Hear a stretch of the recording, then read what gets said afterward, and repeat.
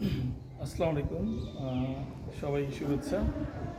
মূলত বেশ আলোচিত একটি ঘটনা বর্তমানে, সেটা হচ্ছে যে এএসপি পলাশ সাহা মৃত্যু। এবং এখানে মিডিয়াতে সহ বিভিন্ন জায়গায় বিভিন্ন জনের ফেসবুক পোস্টে যেটি বের হয়ে এসেছে, কেউ পলাশ শাহর স্ত্রীকে দোষ দিচ্ছে, কেউ পলাশ শাহর মাকে দোষ দিচ্ছে।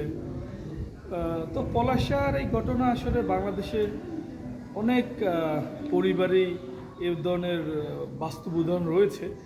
এটি তো ঘটে গেছে, অনেক জায়গায় হয়তো ঘটে না, কিন্তু নীরবে নিবৃত্তে এই ঘটনাগুলো প্রতিনিয়তই মানে চলমান রয়েছে। যেমন বর্তমান সময়ে যেটা দেখা যায়, আমাদের বর্তমান আগে যেটা দেখা যেত, শিশুরা বা বাচ্চারা তারা কিন্তু একটু দাদা বাড়ি বা চাচা এভাবে ঘেঁষা ছিল, কিন্তু এখনকার সময় দেখা যায় নানি, মামা এভাবে প্রিভিলেজ দেওয়া হয়। অর্থাৎ বর্তমান সময় অনেক সময় দেখা যায় মানে কি বলে, মায়েরা তারা তাদের সন্তানদের ওই মানে তার দাদা বা দাদি, চাচা এদের থেকে একটু তাদের বাচ্চাদের দূরে রাখতে চায়, এবং তাদের গ্যাপ করে সেখানে মামা, নানা নানি বা এই যে খালু খালা এদেরকে বেশি পরিমাণে মানে আপন করা করার শুরু থেকেই তাই বাচ্চাদের উপর এভাবে একটা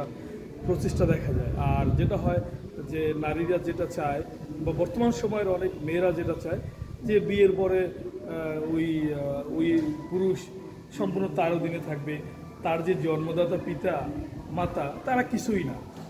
আর বিপরীতে দেখা যায় অনেক ছেলেরা স্ত্রী তো অবশ্যই সবার আগেই থাকবে, স্ত্রীর জায়গায়, এবং বাবা মার সম্মানও তারা দিতে চায়। অনেক সময় দেখা যায় সন্তান তার বাবা মাকে তার সাথে রাখতে চায়, কিন্তু স্ত্রীরা চায় না। এই যে ঘটনা, এটি আমাদের নিত্য নৈমিত্তিক ব্যাপার, কিন্তু মূল একটা আমাদের এই বর্তমান সমাজে অনেকে এই জিনিসটা চিন্তা করে না।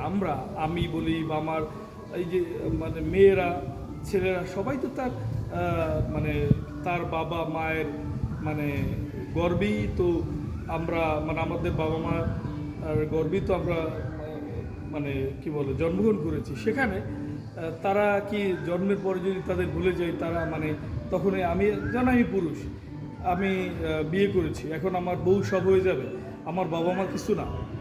অবশ্যই বাবা মায়ের জায়গায় তার প্রাপ্য সম্মান তাকে দিতে হবে, এবং যে স্ত্রী তার প্রাপ্য সম্মান তার জায়গায় থাকবে।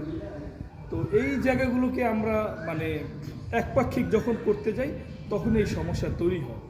আমি মনে করি যার যতটুকু অবস্থান, এমনকি শ্বশুর শাশুড়ি তারও মর্যাদা থাকবে, আত্মীয় স্বজন যার যেটুকু মর্যাদা থাকবে সেভাবে মেনটেন করতে হবে।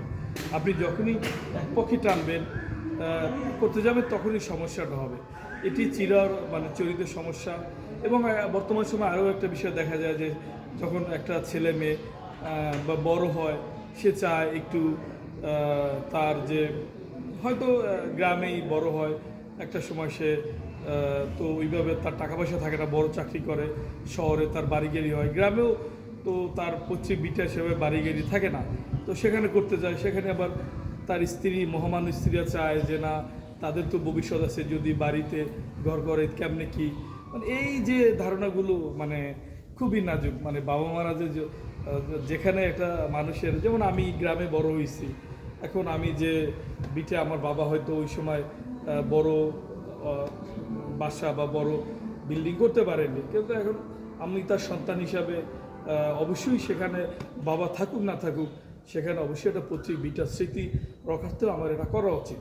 কারণ আমরা দেখবেন যে অনেকেই ঢাকা শহরে বা বিভিন্ন জায়গায় বাড়িগেরি আছে, হাজার হাজার বাড়িগেরি, কেউ কিন্তু ওটা ফলো করে না। গ্রামে কিন্তু কোনো বাড়িগেরি থাকলে সেটা সবাই বলে অমুক বাড়ির ছেলে অমুক বাড়ি এটা করছে সেটা করছে। এবং আমরা যখন দেখবেন, আমরা সবাইকেই তো মারা যেতে হবে, সবাই কিন্তু নিজ গ্রামেই তার যেখানে জন্ম হয়, মৃত্যুটাও কিন্তু ওখানেই হয়, কিন্তু আমরা আমাদের মূল রুট সেটি বাদ দিয়ে আমরা সবাই সবসময় অলিক চিন্তা করি। তো সবাইকেই উচিত এই জায়গাগুলোতে ছাড় দিয়ে একটা, যে আমরা পারিবারিকভাবে সবাই যাতে ভালো থাকতে পারি সেই চিন্তা করা, সবাই যার যার প্রাপ্য সম্মানটুকু সবাইকে দিতে হবে, এটা করা উচিত। কথার মধ্যে ভুল ত্রুটি হয়ে থাকলে আপনারা ক্ষমা সুন্দর দৃষ্টি দেবেন। বাট আমি আমার বাস্তব জীবনের চারপাশের ঘটনাটাই মোটামুটি বললাম, সবাই তো বলতে পারলাম না। ধন্যবাদ।